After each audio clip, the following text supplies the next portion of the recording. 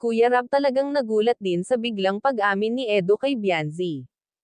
Edo talagang tinamaan ng husto kay Bianzi. Kuya Rab may pag-alinlangan. Bago ko ipagpatuloy ang maiksing reaction video na ito, hiling ko lang na patapusin ang panonood nito para malaman ang nilalaman nito, at kung bago ka pa lang sa munting channel na ito, paki-subscribe para lagi kang updated sa video ng mga kalingap.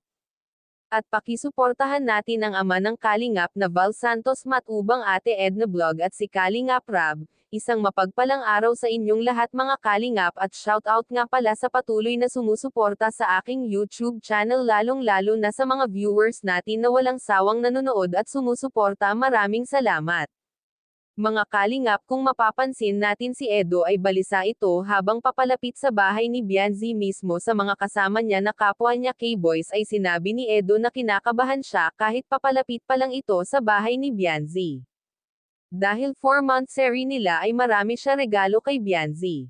Pagdating nga ni Edo sa pinto ay sinalubong siya ni Bianzi at binati ito. Nang makapag-usap na nga ang dalawa ay sinabi ni Edo na may importante siyang sasabihin. Sinabi ni Bianzi kay Edo na ano bang sasabihin mo, parang ako ang kinakabahan sa sasabihin mo, anya ni Bianzi.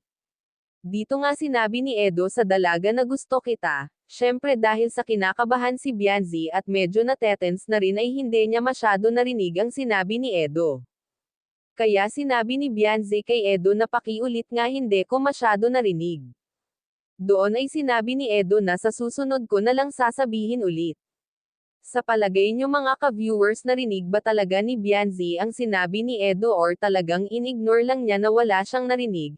Kahit si Kalingap Rab ay nagulat din sa sinabi ni Edo. Seryoso na ba ito? Pero kung totoo man ang lahat ng yan, sinabi naman ni Edo na hihintayin niya ang tamang edad ni Bianzi. Basta ang importante, alam na ni Bianzi na may naghihintay sa kanya. Hanggang dito na lang ang update ko mga Kalingap. Maraming salamat at God bless sa inyong lahat.